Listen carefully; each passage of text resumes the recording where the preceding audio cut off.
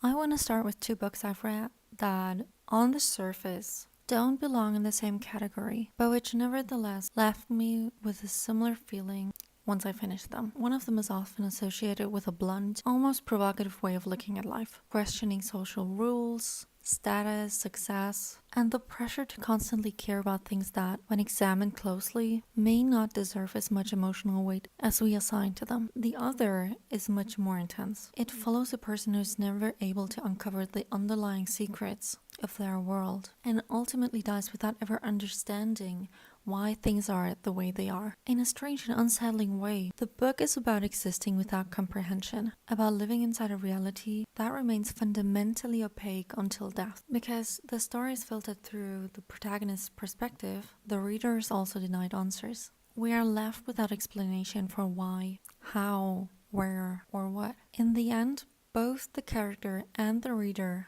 are left with a sense of incompleteness and disorientation. My conclusion from these two books is that life at its core may be without inherent meaning. We live because we are alive. We exist because we exist. Nothing more and nothing less.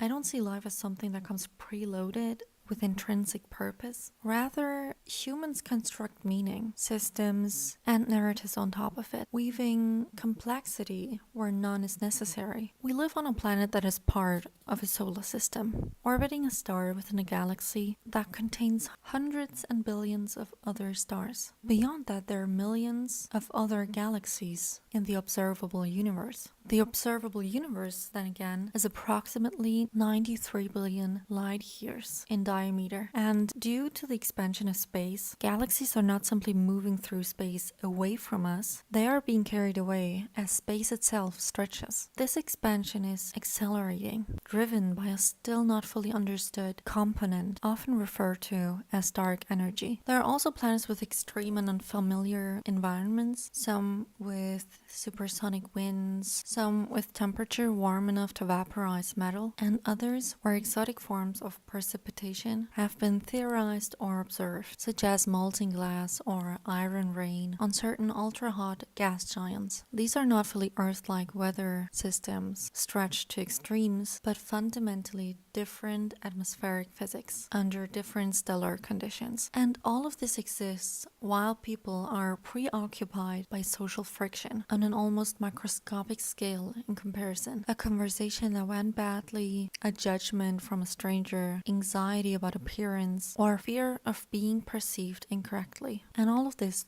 entire incomprehensible universe is happening right now, in real time. While we sit here completely consumed by a conversation where someone judged us, while we sit here crying because our anxiety feels like it's swallowing us whole, while we sit here terrified of being laughed at, judged, or talked about behind our backs by people who probably won't even remember it tomorrow. We act like this, like the small social world we grew up in, and the people who make us feel small inside is genuinely all there is. But what is life really, if not some kind of experiment, a project we got to run ourselves? We're allowed to try new things, mess up, have fun, figure out who we are, and then eventually, when our time comes, simply leave. As a teenager, something weird happened to me. I will not elaborate on this, just go with it. Afterward though, I noticed a feeling I had genuinely never felt before in my entire life. A kind of senselessness that settled over everything. The situation that happened left me with this sudden overwhelming realization that nothing in the grand scheme of things actually mattered nearly as much as I had always believed it did. All that fear of being judged, of being laughed at, of saying the wrong thing in front of the wrong people, when you actually hold it up against the scale of the universe, what does anyone's opinion really weigh in the end? Basically nothing. And for the first time, I felt completely free. Not because of what I had just been through, but because of this feeling that washed over me afterward, filling me with a kind of peace and satisfaction I had never experienced before. Like I had finally stepped outside of every social rule I've been quietly suffocating under for years and could look down at the entire world from somewhere above it, finally understanding that none of it actually mattered the way I had always assumed. Nothing mattered and no one's opinion mattered scattered ether, which meant that I could finally do what I wanted to do, be who I actually wanted to be, and live the way I had always wanted to live, without that constant weight pressing down on me. I was more content in that stretch of time than I had ever been before, or honestly, than I've ever been since. Even now, I catch myself missing that feeling sometimes. Not the circumstance that led to it, but that specific, rare kind of clarity, that sense of not caring what anyone else thinks for what felt like the first time in a life that up until then had been nothing but judgment from every direction. It's a very particular kind of freedom, and I still don't think I have the right words to fully explain it to anyone.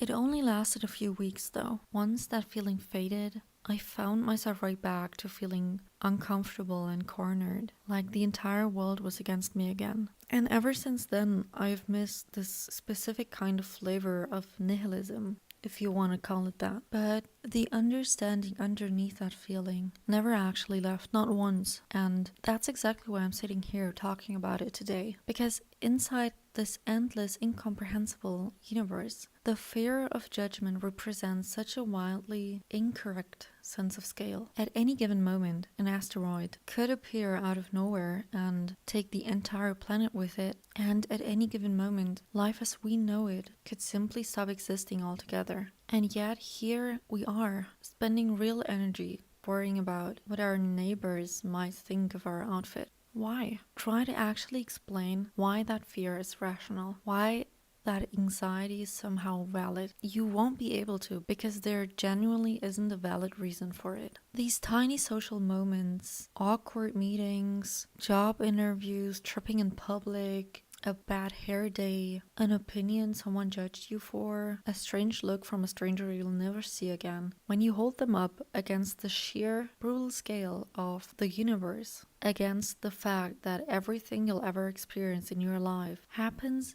within a span of time that barely registers on any cosmic timeline, they start to look almost exaggerated, honestly, when you really think about it. This isn't to say your emotions don't matter, because they absolutely do. It's really just the negative ones that don't hold up all that well once you sit down and examine them closely. Why would you spend this incredibly short amount of time you have here feeling bad when you could be spending that same time feeling peace and joy instead, having a full happy life, trying new things alongside the people you love or the people you'll eventually get to meet? Honestly, there's no real reason to be afraid of most things. And part of that comes down to the fact that, honestly, there are just so unbelievably many of us on this planet. Whatever happened to you, whatever embarrassing or painful thing you're replaying in your head right now, has almost certainly happened to hundreds of other people too, statistically speaking. Simply because of how many humans exist and have existed. It's really not that deep. Most people go through the same stuff you do, and nothing is nearly as unique as you think it is, as it feels in the moment you're living through it. That embarrassing thing that just happened to you, hundreds, probably millions of other people have lived through the same moment before, to the point where it's basically a shared human experience rather than some kind of personal disaster. It's really not that special. You know what actually is special though? Being fully unapologetically yourself, while everyone else is quietly convinced that they're the ones being judged. So be so completely and fully yourself that you end up filling the entire room with it, and let other people feel that energy coming off of you. I remember a specific time when I was in a genuinely good place mentally, surrounded by great people, taking a short break from anxiety and depression after starting medication. And I went to a birthday party with a group of friends, some of whom I barely even knew at that time. I was just happy to be there, and everything felt easy and fun in a way it usually didn't. And I really felt like I was exactly where I was supposed to be, with exactly the right people around me. And I think that happiness and gratitude were just radiating off of me the entire night, even though I had no idea at that time, until someone turned to me out of nowhere and said, word for word, "Wow, like you're literally glowing. It feels like your smile is like an actress's smile. Like it looks so nice. It looks absolutely stunning. that day I hadn't done anything different. My makeup was the same, my hair was the same. My outfit wasn't anything new. By me being genuinely present, smiling, and actually engaging in the conversations happening around me, instead of being stuck inside my own head, must have been what came through to her. I had never received a compliment quite like that before, and honestly, it made me shine even brighter for the rest of the night. It clicked for me in that moment that it really was never about how I looked or what I happened to be wearing. It was about my energy, my presence in the room, and a couple of other girls even agreed with her, which made me feel so completely welcomed. I was grateful for that moment then, for these strangers, and I still am now, years later, and I don't think I'll ever forget a compliment like that for as long as I live. I had my ups and downs after that night, of course, but that specific night taught me something I still carry with me. Being present, actually paying attention to the people around you, listening, like really listening, not just waiting for your turn to talk, and treating someone you just met with the exact same level of care matters far more than most people ever realize. When you treat people like you genuinely care about them, and I mean genuinely, not faking it, because people can always tell when you're faking it.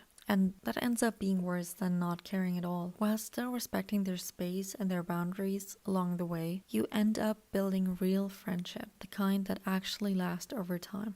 I know it might sound obvious on paper, something like be kind and people will be kind back to you. But when you're dealing with depression, when you're introverted or socially withdrawn most of the time, you genuinely don't have the mental capacity to think about how to build connections with real people. Meeting someone new doesn't trigger a thought like how to build something with this person. It triggers a thought like, what if I embarrass myself in front of them? And that single thought ends up taking over everything else in your mind, sometimes even for days after the conversation even ended. Anxiety wrecks connections, plain and simple. But if you actually want to sit with the scale of things I've been talking about this whole time, how massive the universe really is, how impossibly small our entire slice of existence is in comparison, and you let that realization actually sink in, you start to realize that your anxiety is small too. Small enough that you can gently take it by the hand, guide it somewhere calmer, and get yourself to a headspace where you can actually go on to build new memories and real lasting relationships with people. All of this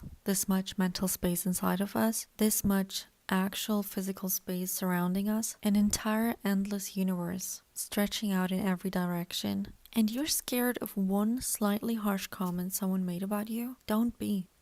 Life is so much more vivid and so much more colorful when you stay in your own lane, doing what you actually want to do with your time, instead of living rent-free inside everyone else's mind, guessing endlessly at intentions they probably never had in the first place. So with all of that said, stay happy, stay healthy, stay safe. Life is massively big and massively short at the exact same time, and I really hope you find a way to make the most of every single second of it.